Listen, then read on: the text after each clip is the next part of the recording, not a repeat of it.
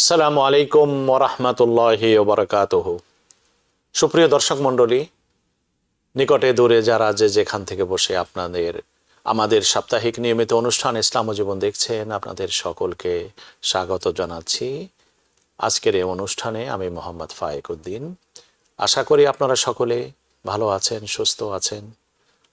রব্বুল আলামিনের অশেষ কৃপায় অতিবাহিত হচ্ছে আপনাদের দিনগুলো। আজকে আপনাদের সামনে একটি পয়েন্টের উপরে আলোচনা করতে চাই, যে পয়েন্টটা আমাদের প্রত্যাহিক জীবনে আমরা প্রত্যক্ষ করি এবং এক্ষেত্রে আমরা অনেক সময় বিভিন্ন মতাদর্শে বিশ্বাসী হওয়ার কারণে আমরা সঠিক সিদ্ধান্ত নিতে ব্যর্থ হই, আর তার ফলশ্রুতিতে আমাদের ব্যক্তি ও সামাজিক জীবনে বিভিন্ন ধরনের প্রতিরোধ, মতবিরোধ, পারস্পরিক দুশ্মনী ইত্যাদির আমরা প্রকোপ দেখতে পাই। তো এজন্য আমরা আজকে বেছে নিয়েছি মতবিরোধে ইসলামের দৃষ্টিভঙ্গি কি, কোরআনে মাজিদে সম্পর্কে আমাদেরকে কি দিক নির্দেশনা দিয়েছে এবং রাসূলুল্লাহ সাল্লাল্লাহু আলাইহি ওয়াসাল্লামের জীবন আদর্শে এক্ষেত্রে কি দিক নির্দেশনা রয়েছে। আজকে এ বিষয়ে আলোচনা করব। এই অনুষ্ঠান ইসলাম ও জীবন আমরা কোরআন হাদিসের আলোকে আমাদের সাধ্য অনুযায়ী আমরা আপনাদের সামনে তথ্য পেশ করার চেষ্টা করি, আলোচনা উপস্থাপনা করি। এক্ষেত্রে আপনাদের সকলের মন্তব্য, আপনাদের ওপিনিয়ন, রিমার্কস আমাদের কাছে অত্যন্ত গুরুত্বপূর্ণ, প্রিয় এবং অত্যন্ত দামি, এবং আমরা আমাদের চলার পাথেয় হিসাবে এটাকে অত্যন্ত গুরুত্বপূর্ণ পাথেয় এবং সম্পদ মনে করি। এই হিসাবে আপনাদের ওপিনিয়ন আমাদের কাছে অত্যন্ত বরণীয় একটি বিষয়। আপনাদের এই অনুষ্ঠানে বিভিন্ন প্রশ্নের উত্তর আমরা দিয়ে থাকি। আজকে সেই সুযোগও আপনাদের জন্য থাকবে। আলোচনার সাথে সংশ্লিষ্ট যে সমস্ত কোশ্চেন আপনাদের মনে জাগ্রত হয়, আপনারা সরাসরি টেলিভিশনের স্ক্রিনে যে নম্বরটি ফুটিয়ে উঠেছে এই নম্বরে ডায়াল করে আপনারা প্রশ্নের উত্তর জেনে নিতে পারবেন। আপনাদের সকলকে প্রশ্ন করার আবেদন রইল। আসুন আমরা মূল আলোচনায় যাই।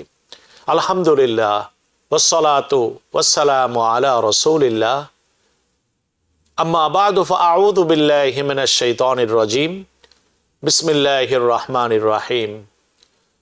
ওয়ালা ইয়াযালুনা মুখতালিফিন ইল্লা মার রাহিমা রাব্বুক ওয়ালিযালিকা খালাকাহুম ওয়া তাম্মাত কালিমাতু রাব্বিকা লাআমলাআন্না জাহান্নামা মিনাল জিন্নাতি ওয়ান নাসি আজমাইন। সাদাকাল্লাহু মাওলানাল আযীম। পবিত্র কোরআনে সূরা হুদের একেবারে শেষ পর্যায়ে এই আয়াত, যে আয়াত এখন আপনাদের সামনে তেলাওয়াত করলাম, এই আয়াতে আল্লাহ সুবহানাহু ওয়া তাআলা বলছেন যে মানুষের সৃষ্টির শুরু লগ্ন থেকে তাদের ভিতরে মতবিরোধ এটা বিদ্যমান ছিল। ওয়ালা ইয়াযালুনা মুখতালিফিন, আর এই মতবিরোধ এই জিনিসটির থেকে, নেতিবাচক ফল থেকে তারা বেঁচে থাকতে পারে যাদের প্রতি আল্লাহ পাক বিশেষ কৃপা করেন, কেবলমাত্র তারাই। ওয়ালা ইয়াযালুনা মুখতালিফিন ইল্লা মার রাহিমা রাব্বুক ওয়ালিযালিকা খালাকাহুম। আল্লাহ পাক বলেন এই জন্য যে মানুষকে আল্লাহ পাক সৃষ্টি করেছেন, যিনি এই মানুষের স্রষ্টা, এই মানুষের হাকিকত, এই মানুষের প্রবণতা, এই মানুষের স্বভাব, এই মানুষের গতিবিধি সবচেয়ে বেশি জানেন তিনি। ওয়ালিযালিকা খালাকাহুম, যেহেতু যিনি স্রষ্টা তিনি সম্যক অবহিত তাদের মনোবৃত্তি সম্পর্কে, তাদের মনন ও প্রকৃতি সম্পর্কে। সুতরাং আল্লাহ পাক বলছেন যে মানবতার ভিতরে মতবিরোধ এটা সরলগ্ন দেখছিল, এটা চিরন্তন।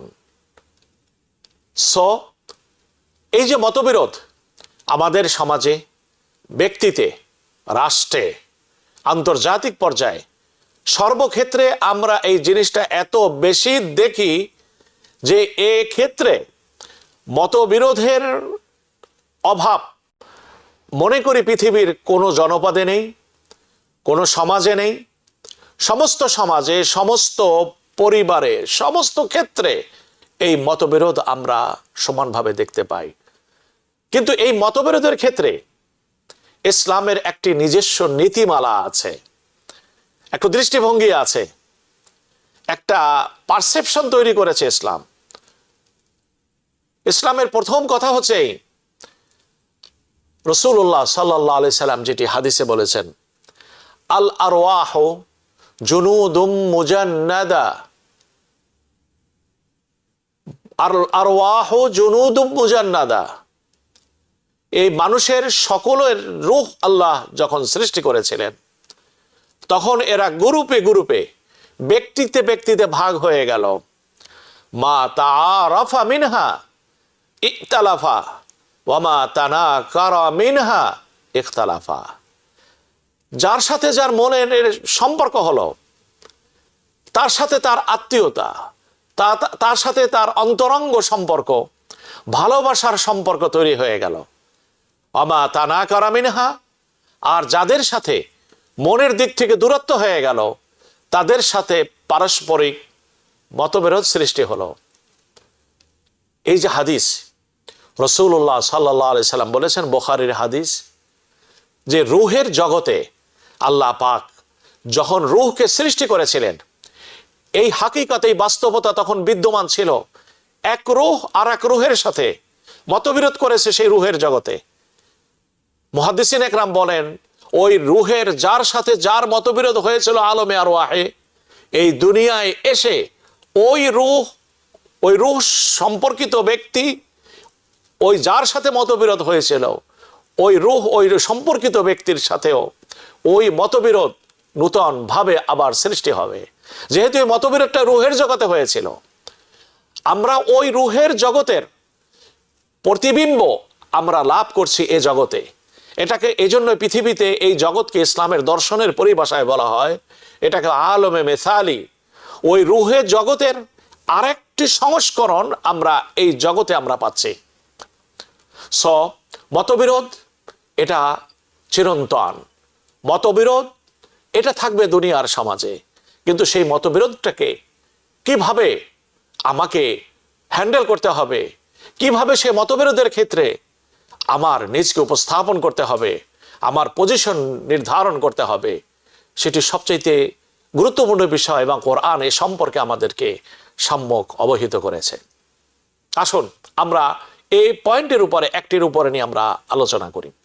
আমরা গত কয়েক সপ্তাহ থেকে কারবালা এবং সাহাবাদের মতবিরোধের এই প্রেক্ষাপট নিয়ে আমরা আলোচনা করেছিলাম এবং সেখানে আমরা একটা জিনিস বলার চেষ্টা করেছিলাম, পৃথিবীর অন্য অন্য জাতির, অন্য অন্য সমাজের যে মতবিরোধ আমরা দুনিয়ায় দেখতে পাই, সেই জাতীয় মতবিরোধ, সেই কেন্দ্রিক মতবিরোধ সাহাবাদের ভিতরে ছিল না।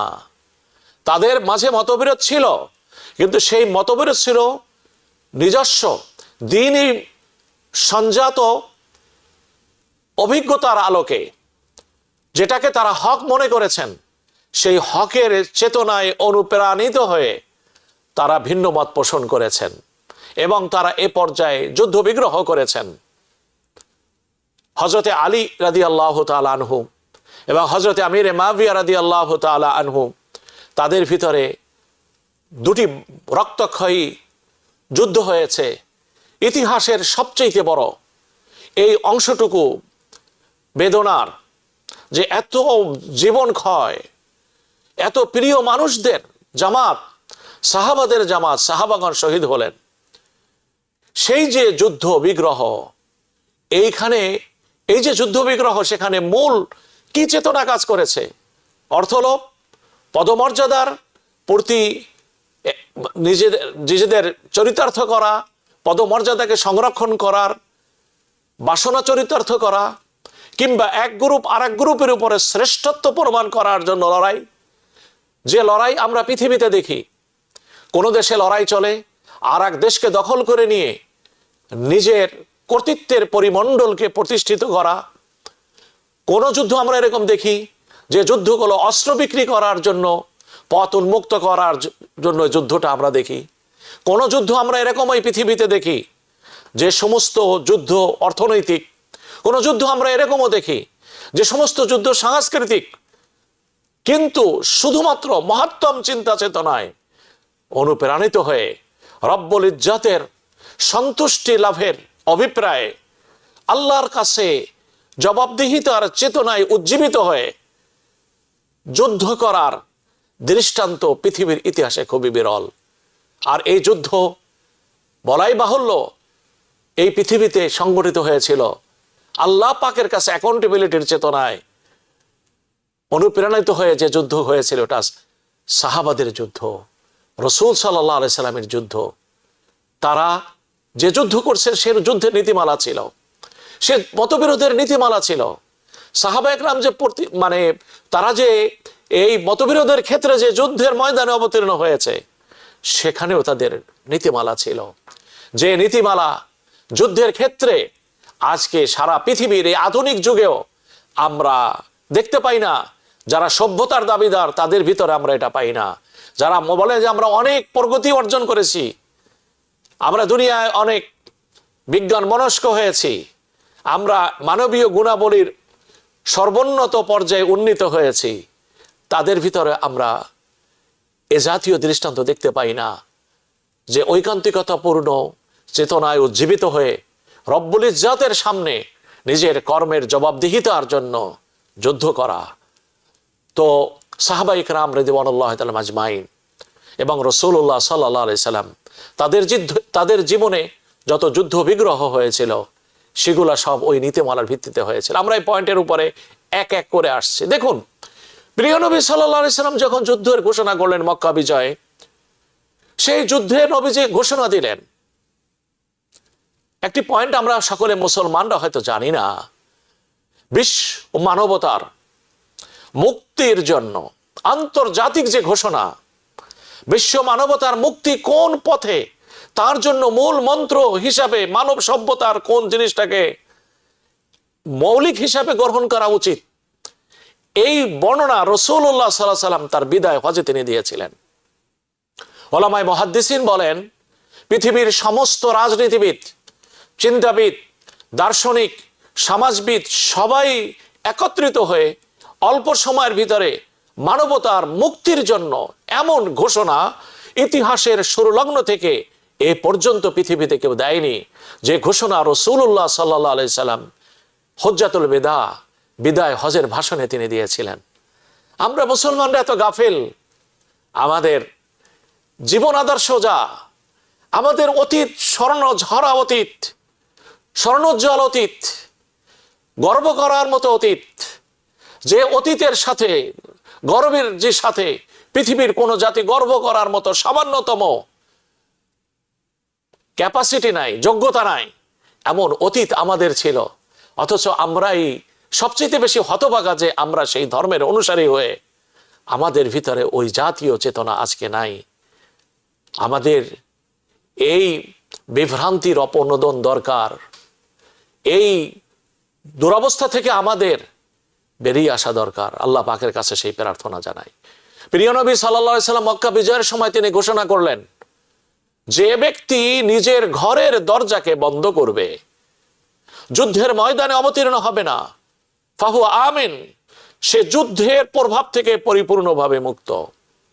যে যুদ্ধে অস্ত্র ধারণ করবে না, তার উপরে কোনো মুসলিম সৈনিক তারা আক্রমণ করতে পারবে না। যে সমস্ত নারী, শিশু, বাচ্চা এবং বৃদ্ধ, তাদের উপরে কেউ আক্রমণ করতে পারবে না। হ্যাঁ, যারা যুদ্ধের ময়দানে অস্ত্র নিয়ে অবতীর্ণ হবে তারা ভিন্ন। কোনো দুশমনের যুদ্ধের ক্ষেত্রে এসে তার সম্পদের নষ্ট করা, এটা কোনো মুসলমান করতে পারবে না। কোন ধর্মীয় উপাসনালয়ে, চাই সেটি মুসলমানদের হোক অমুসলমানদের হোক, কোনোভাবে আক্রমণ করতে পারবে না। এগুলা পরিপূর্ণভাবে যুদ্ধ নীতির ভিতরে রাসূলুল্লাহ সাল্লাল্লাহু আলাইহি সাল্লাম অর্থাৎ ইসলামের ভিতরে এটাকে বর্ণনা করা হয়েছে, এবং এই নীতিবোধ মুসলমানরা চিরকাল যুদ্ধের সময় তারা রক্ষা করে এসছে। মুসলমানদেরকে নির্দেশ দেওয়া আছে, কোন জাতির সাথে যদি তোমাদের যুদ্ধ হয় রাত্রিকালীন আক্রমণ করতে পারবে না। আজকের পৃথিবী তারা কি এই আধুনিক যুগে, যে যুগকে আমরা মডার্ন বলে গর্ব করি, আধুনিক বলে গর্ব করি, মানবাধিকার সুপ্রতিষ্ঠিত বলে গর্ব করি, শিক্ষায় দীক্ষায় সর্বোন্নত বলে গর্ব করি, আজকের আধুনিক পৃথিবী কি তারা এই থিওরি ফলো করে, যেখানে অস্ত্র ধারণকারী ব্যক্তি ছাড়া অন্য কারোর উপর আক্রমণ করার বৈধতা নেই? যে নবী করিম সাল্লাল্লাহু আলাইহি ওয়াসাল্লাম নীতিমালা আরোপ করলেন এবং তিনি এটাকে কার্যকর করলেন। দুনিয়ায় মুসলমানদের ইতিহাস যদি আপনি দেখেন, এই যে মূলনীতির কথা বলা হলো, এর বাইরে কোনো মূলনীতি, আপনি এর বাইরের কোনো আলোচনা, কোনো মুসলিম শাসক, কোনো মুসলিম সৈন্য দলকে আপনি এর ব্যতিক্রম আপনি দেখতে পাবেন না। কিন্তু আজকে অন্যান্য জাতির ইতিহাস আমরা দেখি, সেখানে আমরা যে চিত্রগুলা দেখতে পাই, সেই চিত্রগুলা কত মর্মান্তিক, কত লোমহর্ষক, কত বেদনাদায়ক। শিশু বাচ্চা, নারী, ধর্মীয় প্রতিষ্ঠান, নিরপরাধ মানুষ, অস্ত্র ধারণ করেনি এমন মানুষ, তারা বোমের আঘাতে 1 সেকেন্ডে তাদেরকে মাটির সাথে মিশিয়ে দিচ্ছে, রাতের অন্ধকার আক্রমণ করছে রিলিফ দেওয়ার নামে। কত মর্মান্তিক, কত অমানবিক, কত নিষ্ঠুর হত্যাযজ্ঞ এটা পৃথিবী সভ্য দুনিয়া প্রত্যক্ষ করছে। খাদ্যের জন্য যারা বুভুক্ষ, ক্ষুধার্ত, পুষ্টিহীনতার অভাবে যারা প্রতিনিয়ত মৃত্যুর সঙ্গে পাঞ্জা লড়ছে, ওই মানবতা রিলিফের জন্য যখন লাইনে দাঁড়ায়, সাথে সাথে এসে প্লেনে তাদেরকে আক্রমণ করে, ড্রোন দিয়ে তাদেরকে আক্রমণ করে তাদেরকে হত্যা করা হয়। কিসের সভ্যতা আমরা নিয়ে গর্ব করছি এই পৃথিবীতে আজকে? প্রিয় দর্শক, আমি এজন্য বলছিলাম যে সাহাবাদের মতবিরোধের সাথে দুনিয়ার মতবিরোধের পার্থক্যটা আছে। এই জিনিসটুকু আমরা মুসলমান আমাদের উদ্ঘাটন করা দরকার, আমাদের জানা দরকার। পৃথিবীর মতবিরোধ আমরা আগেই বলেছি এটা চিরন্তন। এক্ষেত্রে ইসলামের যে প্রথম যে বিষয়টি বলে সেটা কি, যে নিজেকে আগে মূল্যায়ন করতে হবে এই ব্যাপারে, যে আমি আমার আল্লাহ যেটাকে হালাল করেছেন সেটা হালাল, যেটি হারাম করেছেন সেটি হারাম। আমি আমার এই যে আল্লাহর দেওয়া বিধান, যে জিনিসটি হারাম তার থেকে আমি মুক্ত আছি। আমি আল্লাহর আইনে কোনো অপরাধ করিনি, আমি রসুলের আইনে কোনো অপরাধ করিনি। আমি আমার পজিশনকে সর্বপ্রথম আমাকে মানদণ্ডে মাপতে হবে। আমি এই পয়েন্টের উপর নিজের কাছে আমাদের আত্মবিশ্বাস আমাদের রাখতে হবে, সেলফ কনফিডেন্স থাকতে হবে, যে আমি যে বিষয় নিয়ে মতবিরোধ করছি এই বিষয়ের ব্যাপারে আমি পরিপূর্ণভাবে হকের উপরে প্রতিষ্ঠিত আছি। এটি হচ্ছে 1 নম্বর কন্ডিশন।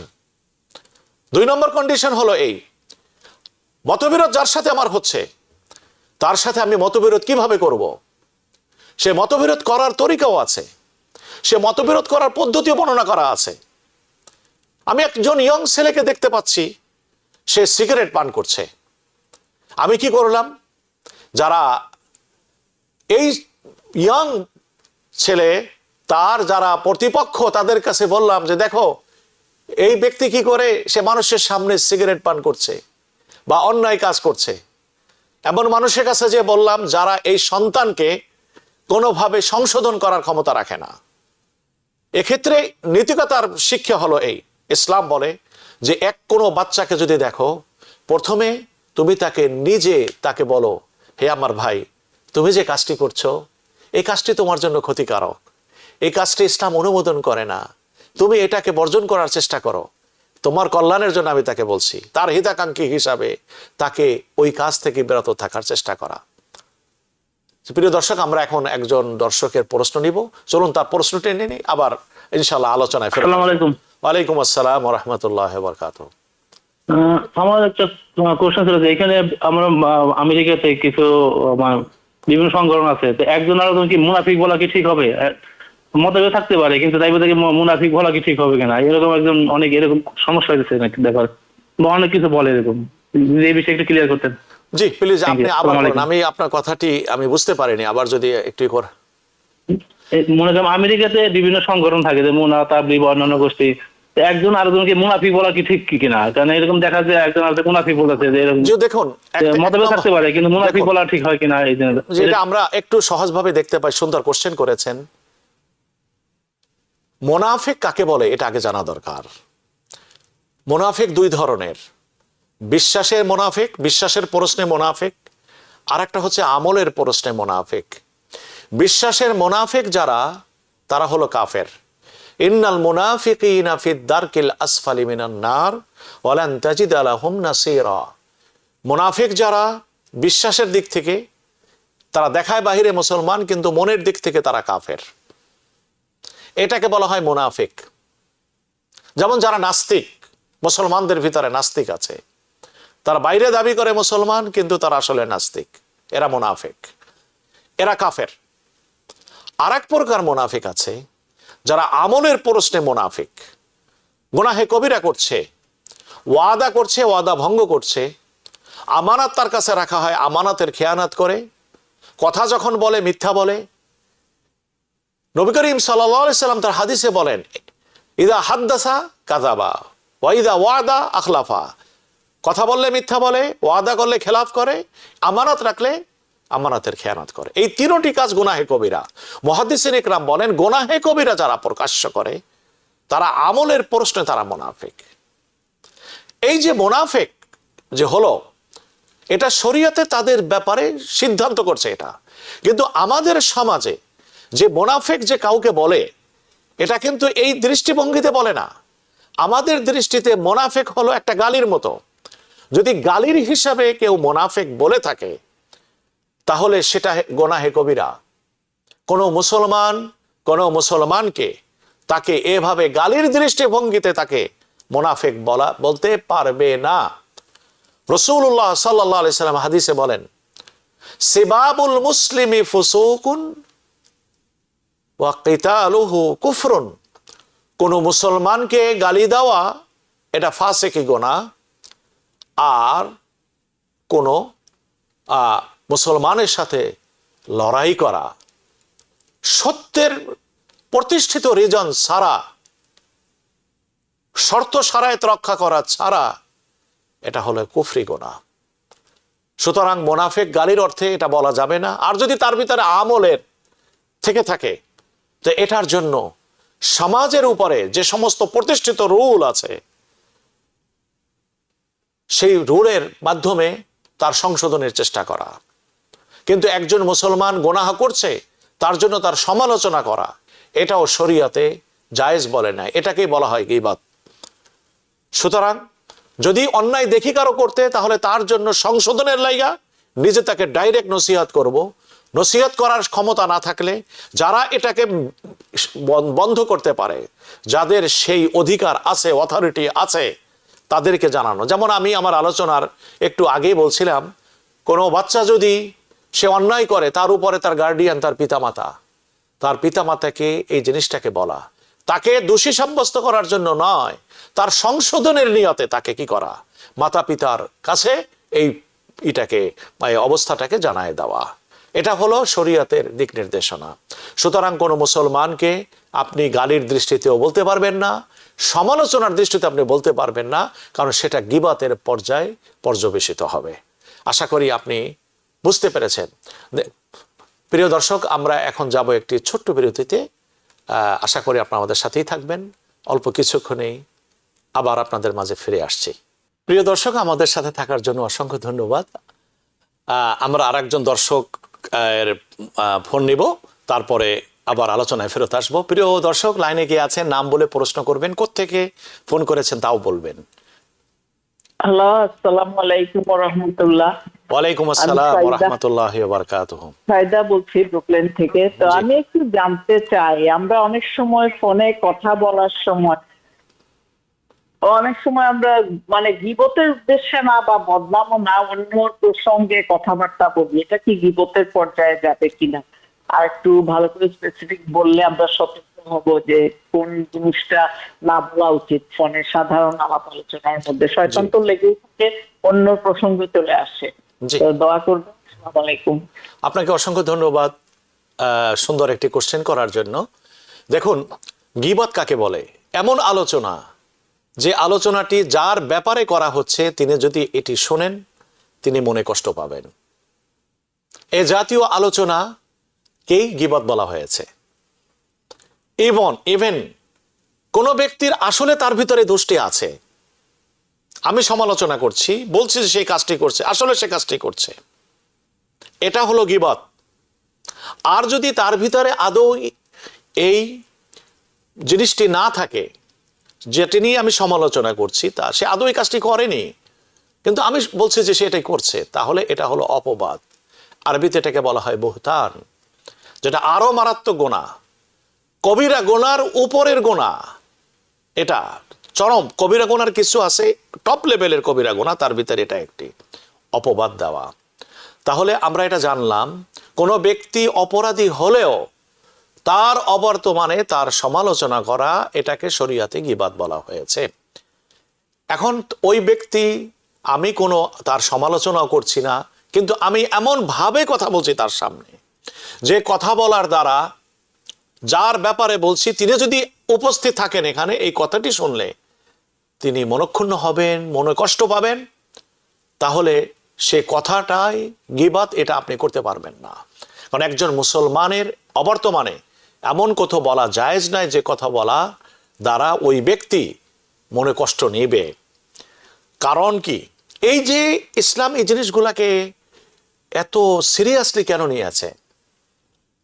সামাজিক যে সমস্ত অপরাধ, বিশৃঙ্খলা, পারস্পরিক দুশ্মনী, পারস্পরিক হিংসা বিদ্বেষ, পারস্পরিক মতবিরোধ, এগুলা কিন্তু বেশিরভাগই আমাদের মুখ নিঃসৃত শব্দ ব্যয়, বাক্য ব্যয়ের দ্বারাই হয়ে থাকে। আর কোরআন এ ব্যাপারে আমাদেরকে একেবারে খুব কঠিন একটি সতর্কবাণী আমাদেরকে দিয়েছে। সূরা বনী ইসরাঈলে, ইন্নাস সামা ওয়াল বাসারা ওয়াল ফুআদ কুল্লু উলাইকা কানা আনহু মাসউলা। মুখের থেকে যে শব্দ তুমি ব্যবহার করো, চোখ দিয়ে তুমি যা দেখো, মন দিয়ে তুমি যা ভাবো, যেটা তুমি কার্যে পরিণত করো, তুমি এটা জেনে রাখো, কুল্লু উলাইকা কানা আনহু মাসউলা, এই সমস্ত ব্যাপারে তোমার কাছে একদিন জিজ্ঞাসা করা হবে, জিজ্ঞাসাবাদ করা হবে তোমাকে একদিন। তুমি চোখ দিয়ে কি দেখেছিলে, জবান দিয়ে তুমি কি বলেছিলে, কান দিয়ে তুমি কি শুনেছিলে, অন্তর দিয়ে তুমি কি ভেবেছিলে, যেটা তুমি বাস্তবায়ন করেছিলে, এ ব্যাপারে তোমাকে জিজ্ঞাসাবাদ করা হবে। সুতরাং একজন মোমেন আল্লাহ পাকের সামনে জবাবদিহিতার ভয়ে সে সর্বদা ওই সমস্ত কথা থেকে নিজকে বাঁচায় রাখে যে সমস্ত কথার ইতিবাচক ফলাফল নেই, যে সমস্ত কথার দ্বারা আমার দুনিয়া এবং আখেরাতের জগতের ইতিবাচক কোনো ফলাফল নাই। সে সমস্ত জিনিস থেকে কি করতে বলেছে? বেঁচে থাকতে বলেছে। যে ব্যক্তি জানে কালকে আমার মৃত্যুবরণ করতে হবে, কবরের মাটিতে আমাকে শুইতে হবে, আমাকে আমার কর্মের জন্য আমার আল্লাহ পাকের সামনে জবাবদিহি করতে হবে, আমার ক্ষুদ্রাতি ক্ষুদ্র কোনো কর্ম যার রেকর্ড থেকে আলাদা হবার সুযোগ নেই, সমস্ত কিছু কিরামান কাতিবিনা ইয়ালামুনা মা তাফআলুন মা ইয়ালফিজু মিন কাউলিন ইল্লা লাদাইহি রাকিবুন আতীদ। আল্লাহ পাক সূরা কফে বলেন, মানুষ তার যে শব্দটি জবান থেকে ব্যবহার করে তার ফলাফল সম্পর্কে ফেরেশতারা সংরক্ষণ করে। মা ইয়ালফিজু মিন ইল্লা লাদাইহি রাকিবুন আতীদ, পুঙ্খানুপুঙ্খভাবে, অ্যাকুরেট ভাবে এগুলাকে সংরক্ষণ করে। কিভাবে সংরক্ষণ করে? যে মানুষ ময়দানে মাহশারে যখন তার জবান নিঃসৃত শব্দের কুপ্রভাব সে দেখবে, কোন কর্ম সে করছে পৃথিবীর কেউ জানতো না, কিন্তু আল্লাহ পাক সেটাকে ফেরেশতা দ্বারা যে সংরক্ষণ করে রাখছে, ডকুমেন্টারি বানায় রাখছেন, রেকর্ড করে রাখছেন, এটা যখন সে দেখবে সে হতবাক হবে, হতবাক হবে। সে তখন বলতে থাকবে মালি হাদাল কিতাব লা ইউগাদিরু সগীরাতান ওয়ালা কাবীরাতান ইল্লা আহসাহা ওয়া ওয়াজাদু মা আমিলু হাদিরা ওয়ালা ইয়াজলিমু রাব্বুকা আহাদা। ছোট্ট থেকে ছোট্ট জিনিসও তার সামনে থাকবে। এই অনুভূতি যে ব্যক্তির ভিতরে থাকে, সে কিভাবে আরেকজনকে নিয়ে চিন্তায় থাকতে পারে? দুনিয়ায় যারা বড় হয় তারা সর্বদা যে লাইনে তার মেহনত চলে এর বাইরের কোনো কথা সে শুনতে চায় না, কোনো কথা শুনতে চায় না। যে বাচ্চা কালকে পরীক্ষা দিবে, সে আজকে কারোর সাথে কথা বলে না, সে সকলের থেকে আলাদা হয়ে যায়, দরজা আটকায় দিয়ে তারপরে সে পড়ে।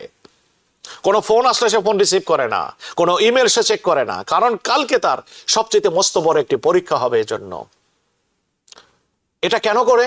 যে আমার এই কথা শোনার মতো সুযোগ আরো আসবে, ইমেল চেক করার সুযোগ আমার আসবে, কিন্তু কালকে যে আমার পরীক্ষা, আমি যদি এই পরীক্ষায় পাশ না করি, আমার জীবনের মস্ত বড় একটি অর্জন থেকে আমি বঞ্চিত থাকবো, বঞ্চিত হয়ে যাব।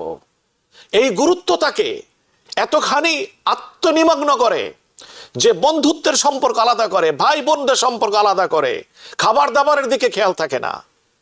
দুনিয়ার এই সমস্ত ক্ষেত্রে আমরা এগুলো বুঝি, কিন্তু আমার কালকে আমার আল্লাহর কাছে আমার জবাবদিহি করতে হবে।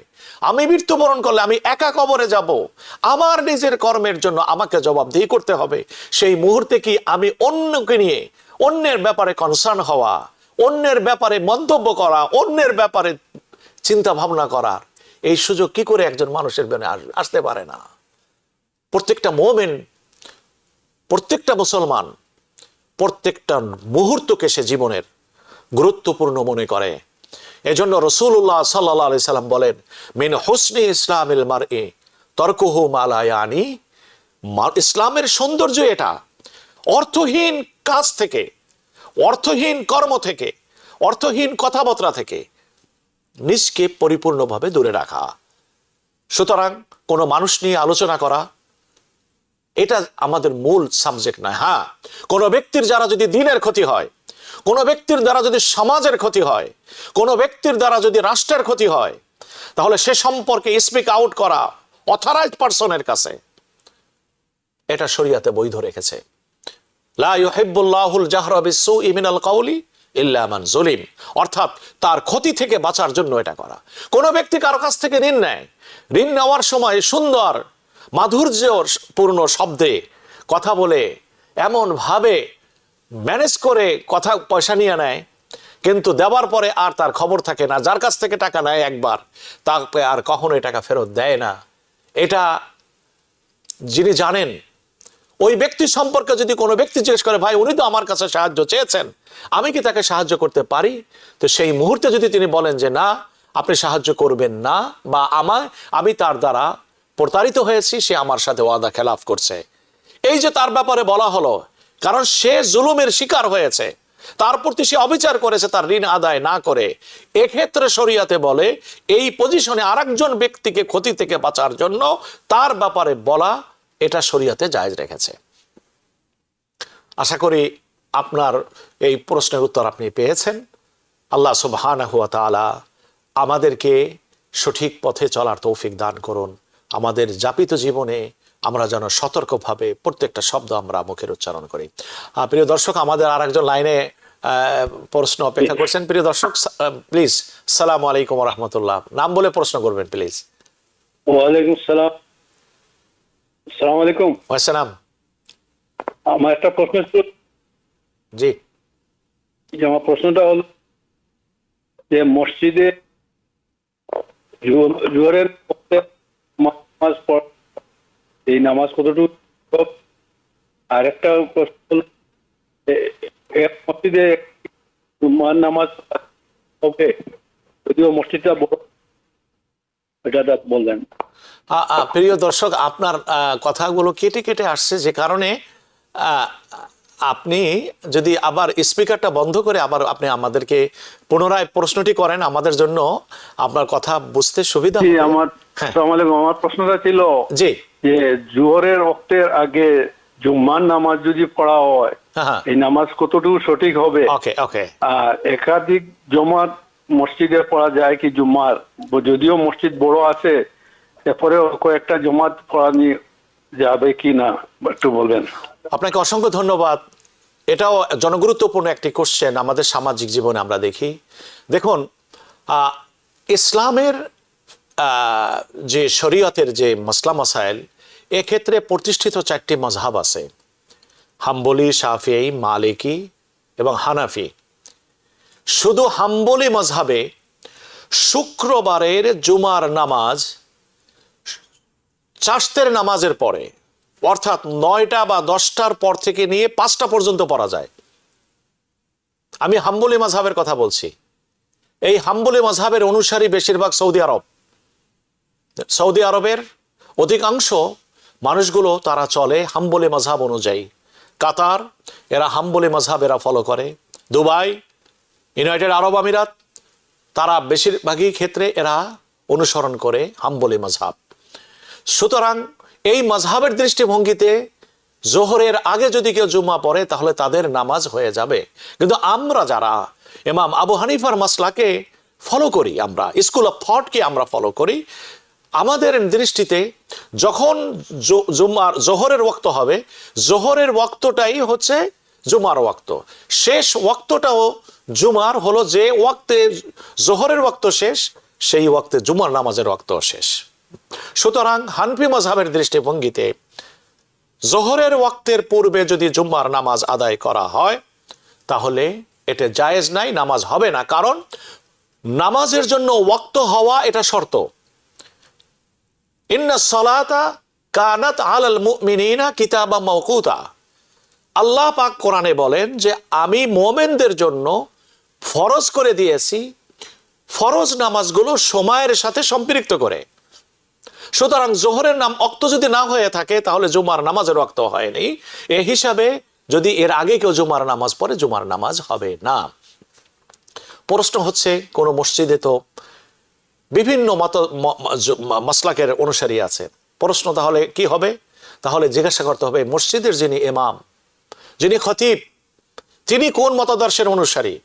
তিনি যদি হাম্বলি মাযহাবের অনুসারী না হয়ে তিনি যদি জোহরের ওয়াক্তের পূর্বে জুমার নামাজ আদায় করেন তাহলে ইমামেরও নামাজ হবে না, মুক্তাদিরও কারো নামাজ হবে না। আর হাম্বলি মাযহাবের ইমাম যদি হানাফিদের ইক্তেদা করেন, ইমামতি করেন, খতিব হন, তাহলে তার নামাজ হয়ে যাবে। এজন্যই যে জোহরের ওয়াক্তে যদি জুম্মার নামাজ পড়া হয় তা হাম্বলি মাযহাবে এটা জায়েজ। কারণ হাম্বলি মাযহাবে জুম্মার টাইমটাকে অনেক লম্বা করে দেওয়া হয়েছে, যে আপনার সূর্য পরিপূর্ণভাবে উদিত হয়ে যাওয়ার পর থেকে নিয়ে সূর্য একেবারে নিস্তেজ হয়ে যাওয়ার আগ পর্যন্ত পড়া যায়। আশা করি এই প্রথম প্রশ্নের উত্তর আপনি পেয়েছেন।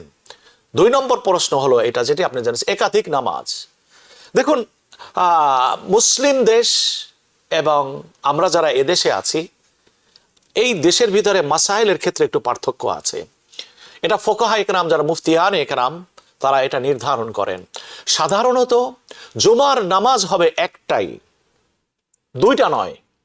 এখন দেখা গেল মানুষের সমাগম এত বেশি, অসংখ্য অগণিত মানুষ তাদের জবের কারণে অনিবার্য এমন একটা কাজে তারা আটকানো, যেখান থেকে তাদের ছুটে আসার সুযোগ নেই। তাদের সুবিধার জন্য আরেকটি নামাজ জামাত করা হয়। তাহলে এটা স্থানীয় কোনো ইমামকে জিজ্ঞাসা করে, মুফতি সাহেবদেরকে জিজ্ঞাসা করে তারপরে এটার সমাধান নিতে হবে। কিন্তু জুমার নামাজ সেটি একটি জামাত হবে। কোনো মসজিদ যদি ওয়াকফ করা হয়ে থাকে, আমি আবার মসলাটি বলছি, কোনো মসজিদ যদি ওয়াকফ করা হয়ে থাকে আর সেই মসজিদের ইমাম ও মুয়াজ্জিন নির্ধারিত, সেই মসজিদে দ্বিতীয়বার জামাত করা, বিশেষ করে জুমার নামাজ, এটা জায়েজ নাই।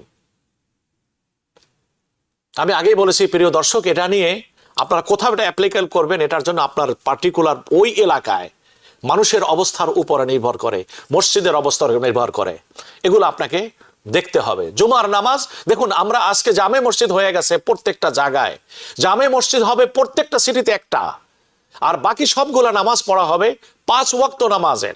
যেহেতু জুমার নামাজ যিনি আঞ্জাম দিবেন, ওই এলাকার যিনি প্রধান, তিনি বক্তব্য রাখবেন। এটা হলো ইসলামের দৃষ্টিভঙ্গি। কিন্তু আমাদের সেই সমাজ তো নেই। এজন্য আমরা মসজিদে বিভক্ত হয়ে আমরা এই জুমার নামাজটিকে আদায় করছি। তো যাই হোক প্রিয় দর্শক, দ্বিতীয় জামাতের ক্ষেত্রে দৃষ্টিভঙ্গি এটা। হ্যাঁ, জুমার নামাজ পড়বেন না তারা জোহরের নামাজ আদায় করবেন। জুমার নামাজের জন্য দ্বিতীয়বার জামাত তারা কি করবেন না, আদায় করবে না। দেখুন আমাদের মসজিদ, আমি যে মসজিদের সাথে আছি, এ মসজিদে অনেক মুসল্লি হয়, মুসল্লিদের জায়গা হয় না, কিন্তু তৎসত্ত্বেও এই মাসাইলের ভিত্তিতে আবু হুরায়রা মসজিদে দ্বিতীয় জামাত হয় না। আগে করা লাগতো, কেন? যখন আন্ডার দ্য কনস্ট্রাকশন ছিল মসজিদ, যে কারণে বাধ্য হয়ে ওখানে দ্বিতীয় জামাত করা লাগছিল।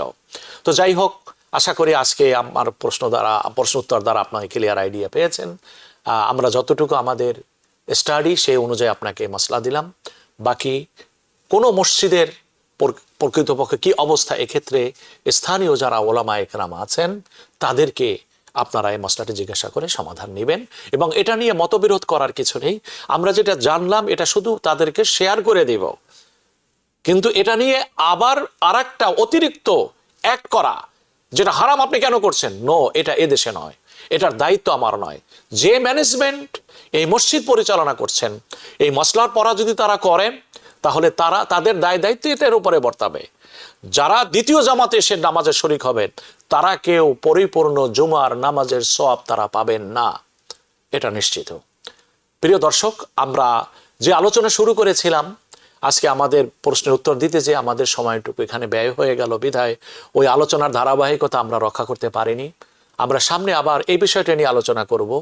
আজকে আমাদের সময় একেবারে শেষ পর্যায়ে আমরা চলে এসেছি, এজন্য আজকে আমার আলোচনা এখানে শেষ করতে হচ্ছে।